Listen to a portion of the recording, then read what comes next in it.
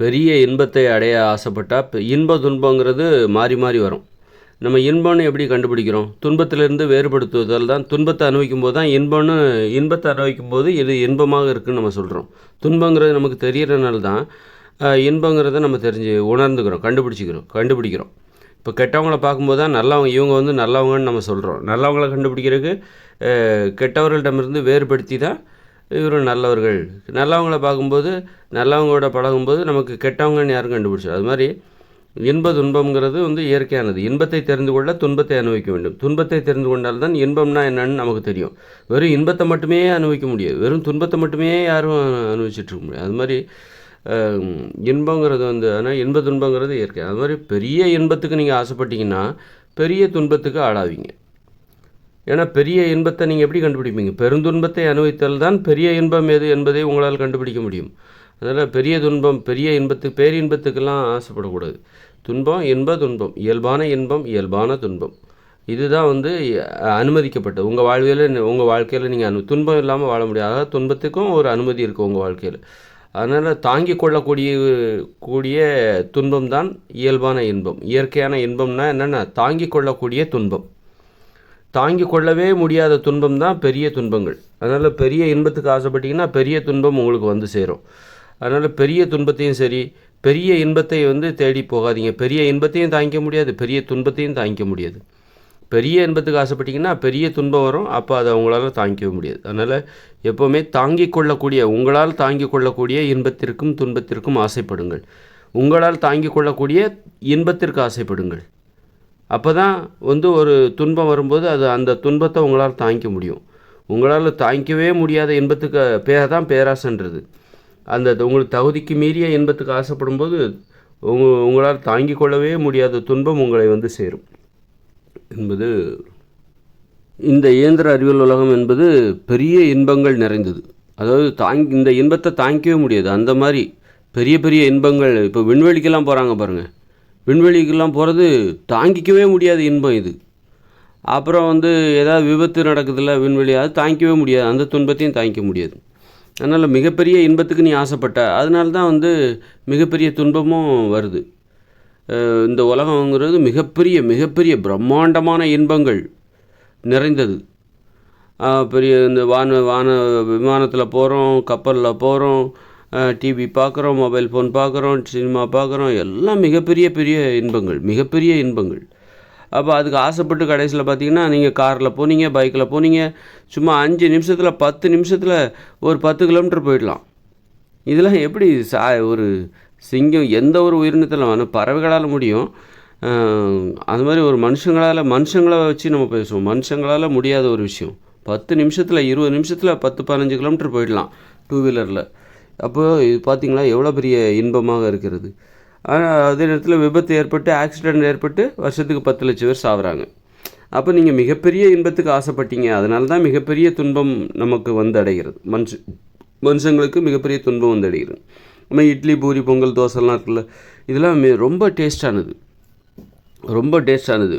அதாவது biryani, tea, coffee, boost இதெல்லாம் பார்த்திங்கன்னா ரொம்ப டேஸ்ட்டாக இருக்கும். தோசை, நூடுல்ஸ், ஐஸ்கிரீமு, ஆடாடா என்ன ஒரு சுவை. மிகப்பெரிய இன்பத்தை தரக்கூடிய உணவுகள் இதெல்லாம். அப்போ அது சாப்பிட்டாக்கா என்ன ஆகும்? நோய் வரும், முடி கொட்டும், பல் கொட்டும், பற்கள் கொட்டுவதற்கு முடி கொட்டும். இந்த உணவுகள் தானே காரணம்.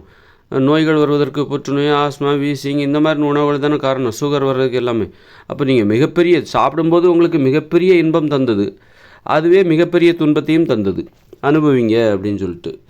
அந்த மாதிரி அப்போ நம்ம மிகப்பெரிய இன்பத்துக்கு ஆசைப்பட்டதுனால தான் மிகப்பெரிய துன்பத்தை அடைகிறோம்.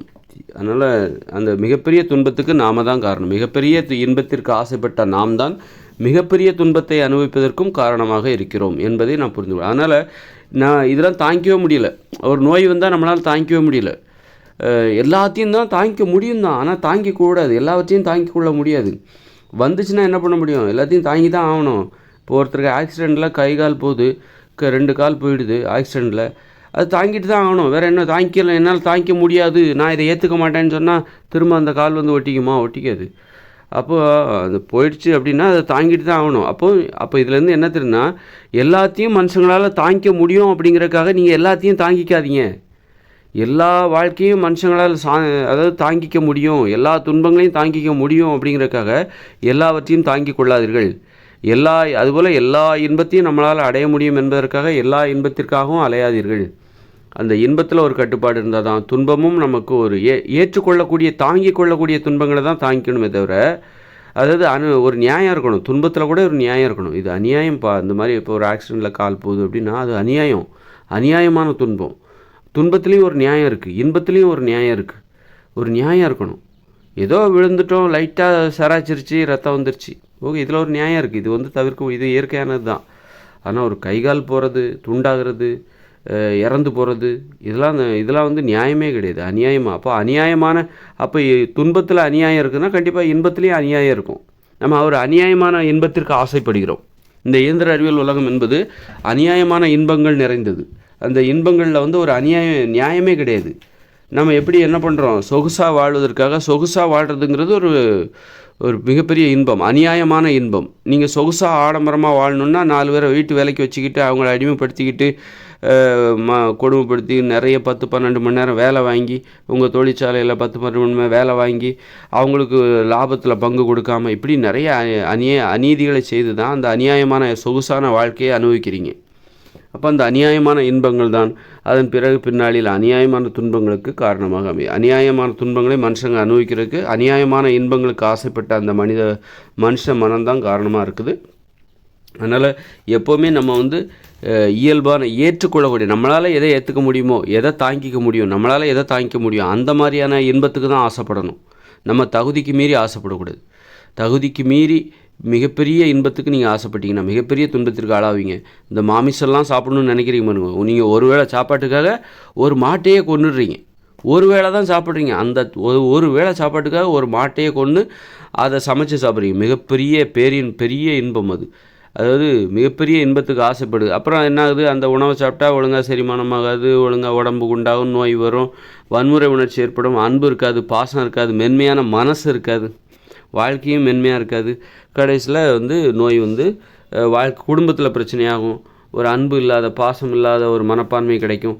கடைசியில் நோய் ஒரு மிகப்பெரிய துன்பத்திற்கு மீளவே முடியாது. அந்த மாதிரி துன்பத்தில் போய் மனுஷங்க மாட்டிக்கிட்டு இப்போ முழிக்கிறாங்க. காரணம் மிகப்பெரிய பேராசை தான் சொல்கிறோம்ல, அது மிகப்பெரிய இன்பத்துக்கு ஆசைப்படுகிற அந்த மனசு தான் நம்ம பேராசைன்னு சொல்லிகிட்டு இருக்கோம். பேராசைக்கு ஆசைப்பட்டீங்கன்னா அதன் மூலம் பெரும் துன்பத்தை அனுபவிப்பீர்கள் என்பது ஆதாரப்பூர்வமாக நிரூபிக்கப்பட்ட உண்மையாக இருக்கிறது.